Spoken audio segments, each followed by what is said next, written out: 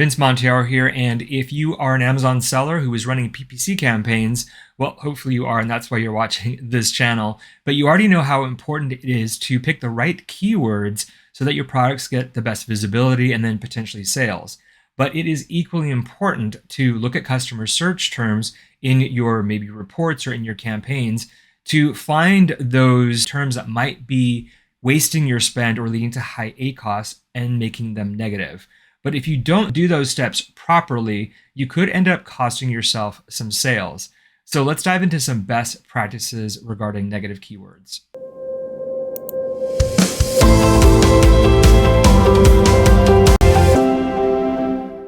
But before we do that, let's make sure we're all on the same page about what Amazon negative keywords are. So basically, in short, negative keywords in Amazon ads are words or phrases that you don't want your ads to show up for. So like I said, finding those search terms that you don't want to be seen because you're not really performing for those keywords. So adding those negative keywords then removes you from visibility for those particular search terms. And you can then refine your ad spend on more relevant searches and more relevant keywords. So as an example, if you're selling kids clothes, you may want to add men's to your negative keyword list so that your ads won't show up when someone searches for men's clothing because you only sell kids clothing. Now, this would be an example of negative phrase matching.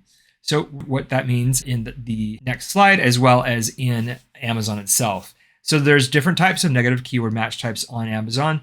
There's the negative keywords, which can be exact match or phrase matched. I just wanted to note here that broad matches are not applicable for negative keywords, even though broad match is a keyword type for your PPC keywords.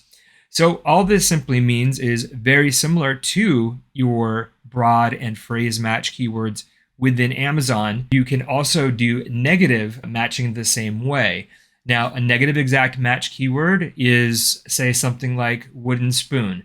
If you want a negative exact wooden spoon, that's going to also take care of wooden spoon and wooden spoons. So it automatically takes care of plurals. But that's the only one that is going to target if you put that as an exact match. Now, let's say you did the same keyword, wooden spoon, but you did it as phrase matching. So that's going to then clear out any kind of search terms that have a word in front or behind the words wooden spoon. So maybe wooden spoon set, or kitchen wooden spoon, or black wooden spoons.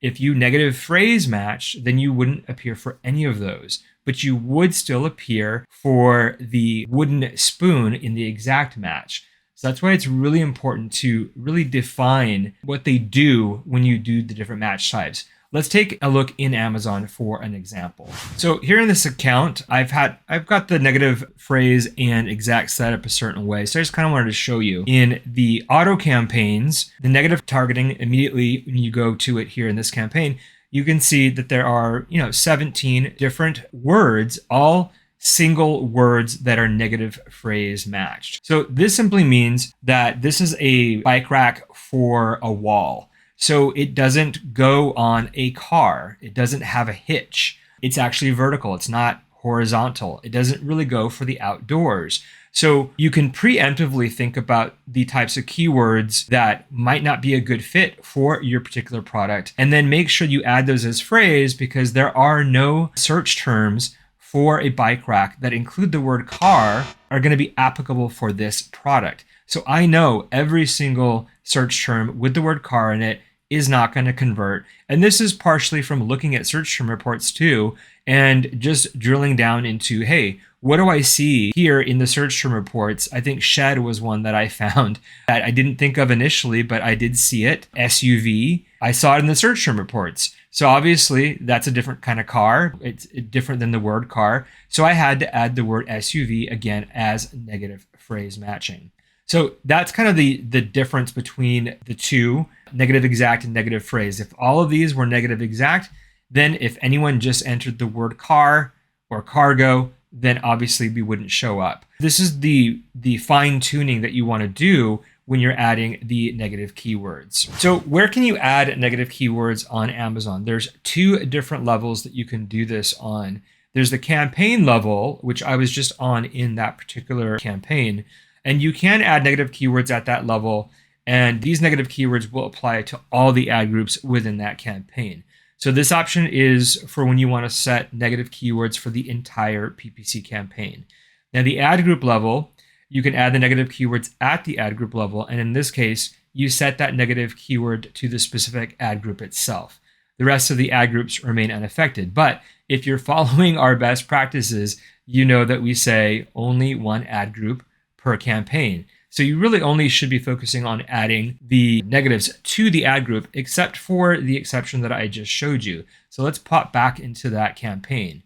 This is actually at the campaign level. I didn't click on an ad group before I showed you guys this. So all of these negative phrase keywords just happen to be at the campaign level. You can break it up that way if you want. That's just kind of how I like to differentiate them. But the super important part to do and keep track of is to make sure that you are looking at the ad group within the campaign and adding negative keywords that are specific to that particular campaign.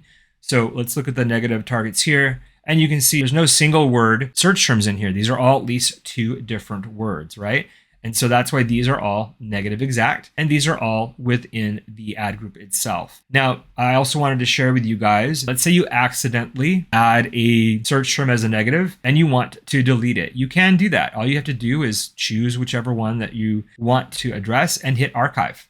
So if you hit this archive button, these 4 negatives that I just clicked on will be removed from the negative list, which means you're going to appear again for any of these keywords or search terms potentially if shoppers use them again.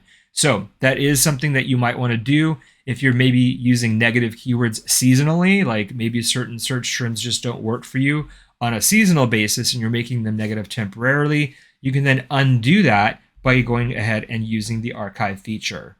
Okay, so finally, what are the parameters for negative keywords? Now there's a few different ways that you can look at your negative keywords, but these are the top 4, in my opinion. But before adding, you should definitely have enough data. If this is a brand new campaign for you, you should have at least 2 to 3 weeks minimum to be able to more accurately analyze these different things. If you don't have that much data, then you're going to potentially be creating negatives for keywords that might actually convert for you, but you just don't have enough information yet to know if it is going to convert for you or not. And we'll take a look in Amazon. But the 4 that I like to just address here, obviously keywords that have a high number of clicks but a low number of sales. This is going to equal a high ACoS. Keywords that have a high number of clicks but no sales. So this is simply wasted spend. Keywords maybe with a low click-through rate and a low conversion rate if you want to dive deeper into your metrics, or keywords with high impressions and low or no clicks. So if you've got some keywords that actually are getting a lot of visibility, but no one's clicking on them, even though there's no spend there, it might be lots of little incremental spend that you might want to consider making those negative. But the most important thing to do is know your thresholds. And what I mean for that is when you're making any of these negatives, how many clicks can you afford? How much money can you afford? So let's take a look within Amazon. So we're going to select that auto campaign again, since auto campaigns do have a lot of search terms, but so will any campaigns that have broad or phrase match keywords. So you definitely want to check your search terms there. So once I click into the ad group, we're just going to take a look at the search terms, and I'm just going to walk through live optimization for this particular account. Now we're just looking at last month, but you do have the ability to see last 65 days in your search term reports and within looking at individual campaigns. So I like to go ahead and look at the most amount of information as I can. So I then like to sort by spend, because that is going to show you if there's any wasted spend, which I see right away. And also, if there's anything that's high ACoS, because typically the ones with any kind of orders, obviously they do have some kind of spend.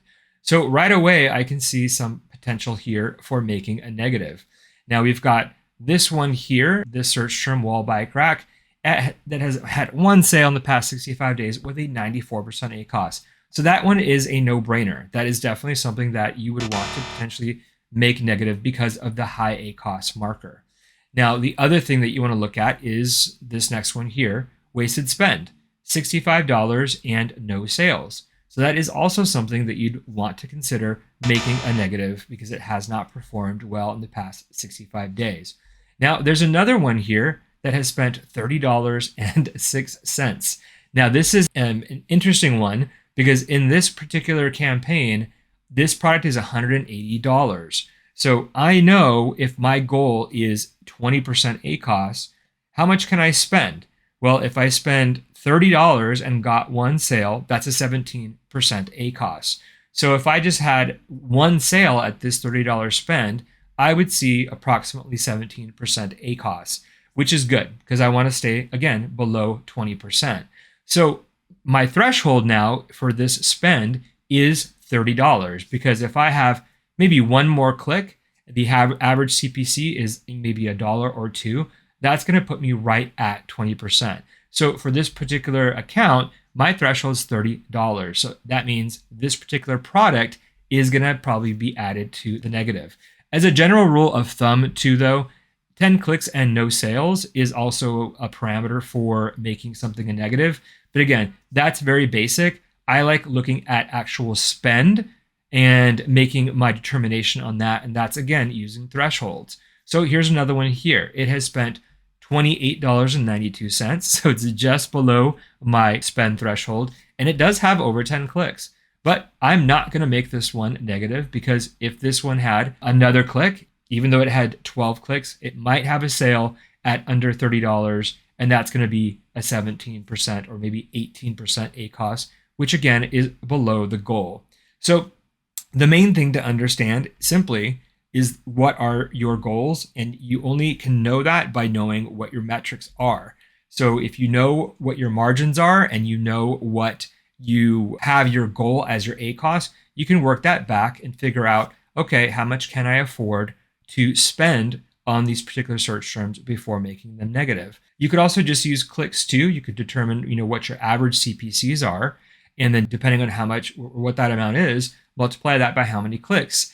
And that's also going to give you a dollar amount. So at the end of the day, really for me, it's all about either something that's super high ACOS or something that has gone above my click threshold. So there's one other item that I wanted to discuss that involves negative keywords, and that is a concept called search term isolation. And that is simply when you find some keywords that have converted for you and you make them negative because you move them into another campaign so you can target those keywords individually or separately in another campaign. Let's pop back in Amazon so you can kind of get a feel for what I'm saying. So in this auto campaign, for example, we do have some search terms here that have converted well, all right? So let's say this one that has 5 orders at a 24% ACOS. It's slightly over my goal, but again, this is an auto campaign. So I have more control over this once this is a manual keyword.